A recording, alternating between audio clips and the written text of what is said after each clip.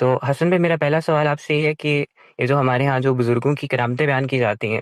مثال کے طور پہ نام لیے بغیر، ہمارے کچھ بزرگ جو ہے نا وہ زمین پہ کھڑے ہو کے 7 زمینیں نیچے دیکھ لیتے تھے، اور یہ جملہ بھی بولا جاتا ہے کہ تیل بھی کراس. تو اس طرح کی باتوں کی اور اس طرح کی جو سپر پاورز ہیں، یہ چند ہی لوگوں کو کیوں حاصل ہوتی ہیں؟ دیکھیے، پہلی بات تو یہ ہے کہ یہ جو ہم لوگ پڑھتے ہیں نا اپنے لٹریچر میں کہ ہمارے مسلمانوں کی روایت میں بعض ایسے لوگ تھے جن کے پاس اس طرح کی پاورز تھیں. آپ دنیا کی کسی بھی مذہب کی تاریخ کو اٹھا لیں اور طالب علم کے طور پہ اس کا جائزہ لیں تو آپ کو اس سے زیادہ بڑی، اس سے زیادہ گہری، اس سے زیادہ حیرت انگیز، اس سے زیادہ ڈیلوژنل، اس سے زیادہ فکشنل، اس سے زیادہ تخیلاتی تجربات آپ کو ان بزرگوں میں نظر آ جائیں گے. آپ ہندو مائتھولوجی کا مطالعہ کریں، آپ جو اس سے پہلے یہودیوں کے اندر پورا کا پورا ایک تصور گزرا ہے ان گروہوں کا جو اس طرح نفسی علوم سے اشتغال پیدا کر لیتے تھے، ان کا مطالعہ کریں، اور آپ باقی جو دنیا میں مشرکانہ مذاہب ہیں ان کا مطالعہ، ہر جگہ پر آپ کو اس طرح کی سپر پاورز کا ظہور ہوتا ہوا نظر آئے گا. تو اب دو سوالات پیدا ہوتے ہیں اس طرح کی جب چیز سامنے آتی ہے، چاہے وہ مسلمانوں کی اس تہذیبی تاریخ میں سامنے آئے یا باقی دنیا میں، کہ یہ جو کچھ ہوتا ہے کیا یہ حقیقت میں ہوتا ہے یا جھوٹ ہوتا ہے؟ یہ پہلا سوال. اور دوسرا سوال یہ ہے کہ جو کچھ ہوتا ہے اس کے بارے میں مذہب کیا کہتا ہے؟ کیا مذہب اس طریقے سے جو آپ کو مشاہدات ہوتے ہیں، آپ کائنات کے حقائق اور معارف کو جانتے ہیں، خالق کائنات سے کوئی رابطے پیدا ہو جاتے ہیں، اس کی بنیاد پر مذہب اس کی ہدایات، اخلاقی کوڈ آف کنڈکٹ اس کو اخذ کرنے کی بات کرتا ہے؟ تو یہ دو سوالات ہیں جن کا ہمیں سامنا کرنا پڑے گا. اس میں مسلمانوں اور غیر مسلموں سے اوپر اٹھ کے اس معاملے کو دیکھنا چاہیے. تو جو دوسرا سوال ہے اس کا جواب تو بالکل دو ٹوک اور واضح ہے. وہ یہ ہے کہ اللہ تعالیٰ نے اس سوال کا جواب ہمیں خود اپنے پیغمبروں کی نسبت سے پہنچا دیا ہے. یعنی وہ پیغمبر جن کے بارے میں اس کا یہ کہنا ہے کہ میں نے ان کو منتخب کر کے اپنی ہدایت ان کے سینے میں ڈال دی تھی، یہ دنیا تک پہنچاتے ہیں. وہ یہ کہتے ہیں کہ روئے زمین پر دین کا تنہا ریپریزنٹیٹو، ترجمان اور سورس اور ماخذ وہ میں ہوں، اس لیے کہ مجھے خدا نے منتخب کر لیا ہے اور میری زبان فیض ترجمان سے اپنا کلام جاری کر دیا ہے.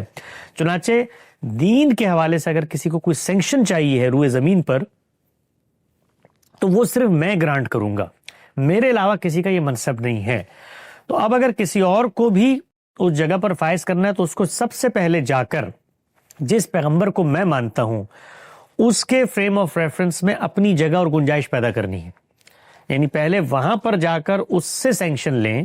کہ اس کے بعد آپ اس کی طرف سے مامور ہو جائیں گے اور پھر آپ ہماری یہ رہنمائی فرمائیں گے کہ آپ دین کے حوالے سے، خدا کی ہدایت کے حوالے سے ہمیں روشناس کروائیں گے. چنانچہ ابھی دیکھیے یہ اتنا اہم سوال اور اتنی اہم ضرورت ہے کہ اگر اس کا جواب نفی میں ہو تو پورا کا پورا قصر جو ہے وہ زمین پہ دھڑام سے گر جاتا ہے،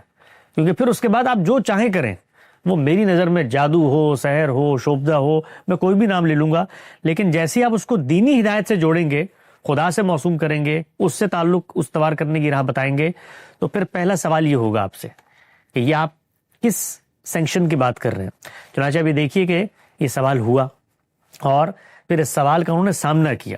اور سامنا کرتے ہوئے ان کو پھر یہ کہنا پڑا کہ پیغمبر بھی بالکل ہماری طرح سے ایک پیرل جگہ پہ کھڑے ہوئے. ہم سے آپ کیسے کہتے ہیں کہ ہم جا کر مثال کے طور پہ پیغمبر سے سینکشن لے کر آئیں؟ پیغمبر خود ہمارے ہی مقام اور منصب کا آدمی ہے. بلکہ یہاں تک کہنا پڑا کہ پیغمبروں میں بھی بہت خاص کوئی پیغمبر ہوتے ہیں جن کے ساتھ اس طرح کا معاملہ ہوتا ہے. اس کو وہ یوں بیان کرتے ہیں کہ تشریح نبوت جس کو دی جاتی ہے ان کی ایک حیثیت وغیرہ ہو جاتی ہے.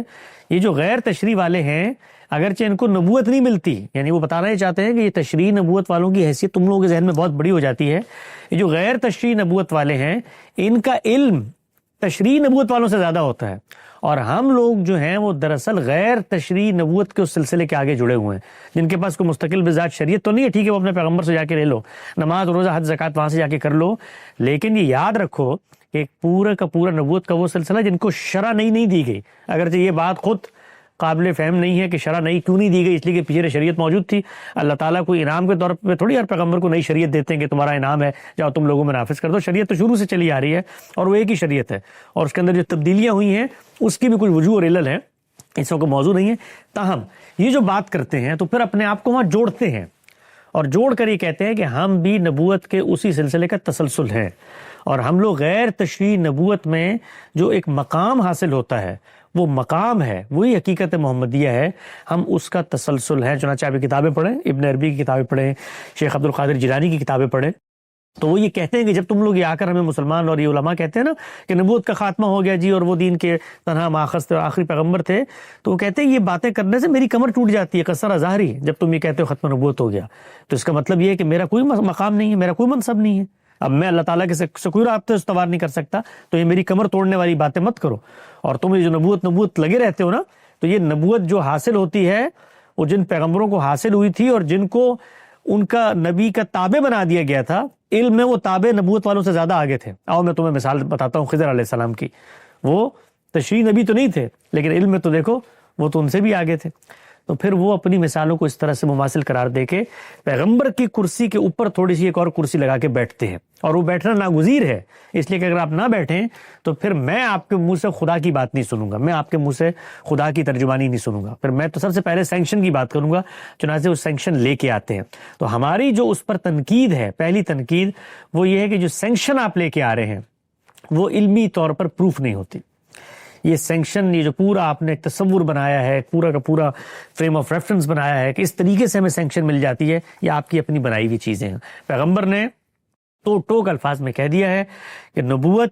ہر صورت میں ختم ہو چکی ہے، یعنی وہ اپنی حقیقت میں بھی ختم ہو چکی ہے اور اپنے منصبی ظہور میں بھی ختم ہو چکی ہے۔ چنانچہ اب روئے زمین پر کوئی دوسرا پیغمبر نہیں آ سکتا،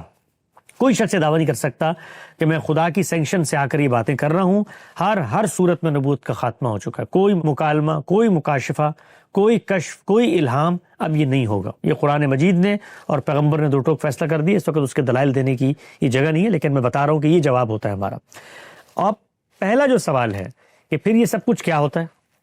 یہ جو ہو رہا ہے یہ پھر کیا ہے؟ یہ کوئی ڈیلوژن ہے، کوئی جادو ہے، کوئی سحر ہے؟ تو اس کے بارے میں یہ کہتا ہوں کہ اس پر مجھے بھی رائے دینے کا حق ہے، آپ کو بھی رائے دینے کا حق ہے، کسی دوسرے کو بھی رائے دینے کا حق ہے، اس لیے کہ دین کا موضوع نہیں ہے۔ دین کا موضوع یہ تب بنے گا کہ جب آپ اس کے ذریعے سے کوئی ایسا اخلاقی یا غیر اخلاقی کام کریں گے جو میرے دینی تصور پر اثر انداز ہو رہا ہے، یا اس کے ذریعے سے مجھے کچھ خدا کی ہدایات لا کر بتائیں گے، تو میری بلا سے آپ کو زمین کی پاتال میں 7,000 چیزیں نظر آئیں، آسمان کے تاروں کو آپ گن لیں، آسمان پہ بیٹھ کے زمین پہ چونٹیوں کے نقوش کو آپ گن لیں، آپ گنتے رہیں، میرا اس سے لینا دینا نہیں ہے۔ دنیا کے اندر ایسے ایسے لوگ پیدا ہوتے ہیں، وہ آج جو آپ کرتے تھے وہ پورا کا پورا نظام کر رہے ہیں، یعنی گوگل ارتھ جو ہے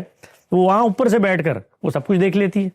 تو انہوں نے اس نظام کو کچھ اور علوم کے ذریعے حاصل کر لیا۔